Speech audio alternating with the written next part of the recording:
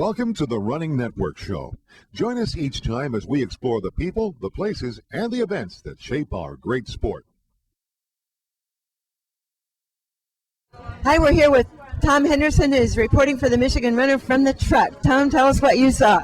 Well, normally this is a very thrilling race to watch unfold. You get to watch it for 15 and a half miles, and they come around the turn at Johnson Park, and they start hitting all the hills, and it's who's going to break, and they throw in surges on each other. One guy pushes the uphill, the next guy pushes the downhill. Today, no drama. Simon started pulling away at the 2-mile mark, literally hit the 2-mile mark, threw in a surge, started gapping people, and he ran alone the rest of the way. It was 10 seconds, 15 seconds, 30 seconds, 45 seconds, and about a little after halfway at that point, you couldn't tell who was in second and third. You're saying, is that Ryan? No, is that Dan? Who's got the best eyes on the truck? And you weren't going to get a world record. It was too windy. So we just sort of chatted about this and that and kind of watched the race unfold in much less dramatic fashion than normal. Well, they're pretty good race conditions. It wasn't as hot as, say, Boston this year, so that was pretty good for most of the runners in the field. Well, they tell us that you always think there's a huge win on the press truck, of course. The runners said the second half, pretty good headwind, and you're working those hills, too. So thankfully, the rain pretty much held off, at least for the early folks coming in. Some of the poor, unfortunate back of the packers just got dumped on, but I think the runners, all in all, were probably pretty pleased they didn't have to fight thunder and lightning and rain.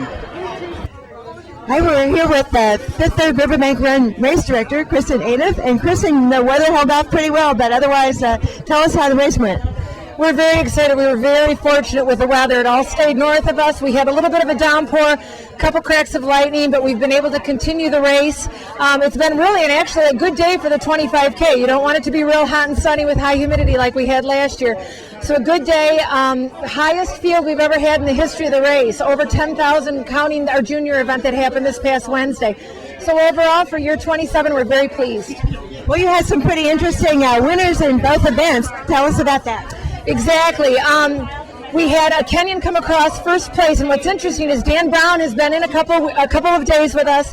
He was our 2003 winner, and he was obviously the favorite. So Simon was a late entrant, came out of nowhere about a day ago to replace Joseph Karayuki, who dropped midweek because he had a death in the family. He's a Lisa Buster athlete. So he just came on board, I think, on Thursday, and now took first place with the race, which is very exciting. We had a Russian winner overall who also is a Masters for first place for the women. And Ernst Van Dyke, who recently set a world record at the Boston Marathon in the wheelchair racing division, took first today. And the 5K had a couple of interesting champions, too. Paul McMullen, who just qualified for the Olympic trials in the 1500, and Christy Kiefer. Paul McMullen is a terrific athlete. One of our stations talked to him earlier in the week, and he's very fit and upright right now. Like you said last night, just qualified. He was coming off from that. I talked to him this morning before the race. He felt very fit going into it and very confident, and obviously he was right. He did very well with the 5K run today.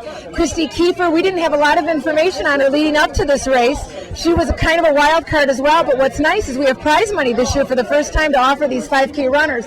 So both Paul and Christy are going to go home $500 richer. Well, it's been a great day for racing in Michigan, and I appreciate you taking the time talking to us. Congratulations on a great event. Thank you so much. Thank you for being here. We're here with Greg Meyer, who's won this race, how many, 7 times? Yeah, something like that. And is the elite athlete coordinator for the Fifth Third Riverbank Run. Greg, we had some interesting races today. Tell us about it from your point of view. Well, I thought it was interesting on the men's side. I thought Dan Brown would be a little bit closer to the front, but it just didn't develop that way. Simon ran a great race.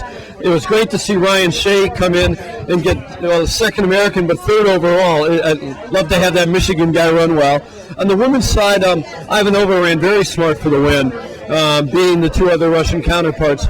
And a bit of a surprise on the U.S. women's field, but we sort of expected a surprise simply because we lost so many top women this year because of the Olympic trials.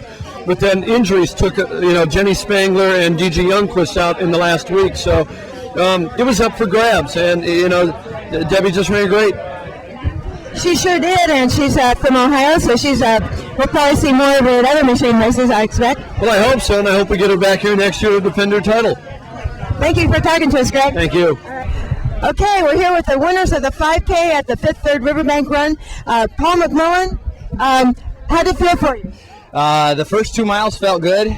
The last mile was a bear because last night, less than actually 12 hours ago, I ran down at University of Michigan and I qualified for the Olympic trials in the 1500. Congratulations. I was feeling it the last mile. And those guys were catching me, you saw that.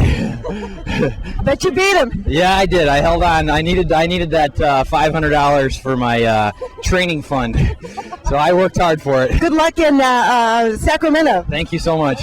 How'd it go for you? Oh, the first mile was easy, but then the last two were pretty tough. But the number 2 girl was running with me, so they made it very competitive. So, yeah, but I pushed really hard, and I, sprinted out maybe the last half mile and then got ahead of her. So it went really good. Is this your first road race win? Yes, first really big road race win. So it's really nice. Yeah. Well, congratulations on having a great year, and good luck in your track season. All right, thank you very much. You're welcome.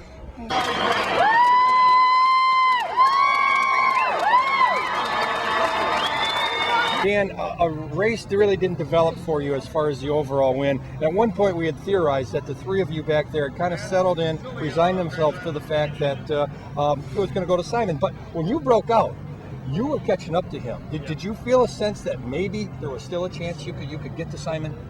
Well, yeah, I thought he got out in front a little ways, and I just felt comfortable where I was, and unfortunately the gap got pretty big.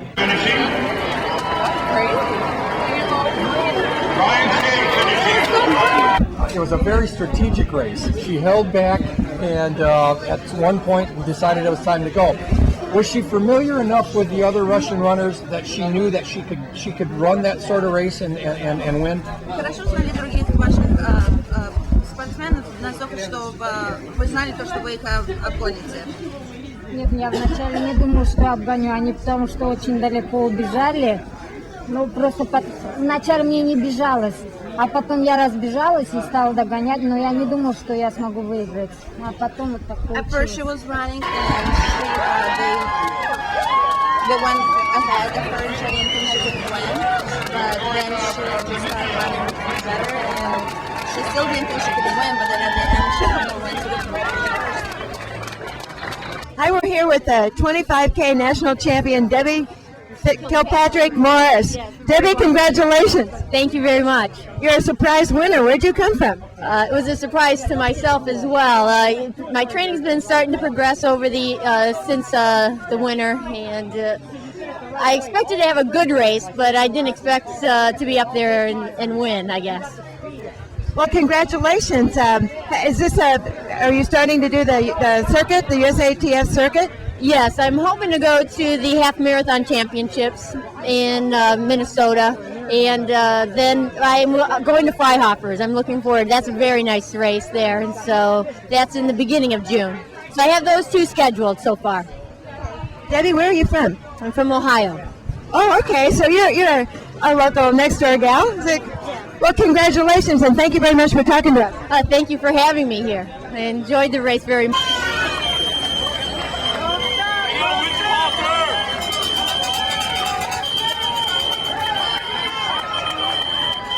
Well, it was a lot better than last year. It was pretty windy out there, but we worked together quite a bit. We were on pace to get the world record, and somehow we got mixed up in the runners in the last 2 kilometers, and we had to stop, and we lost a lot of time, and I got a little bit of a gap on Saul. Otherwise, it would have been a sprint between us.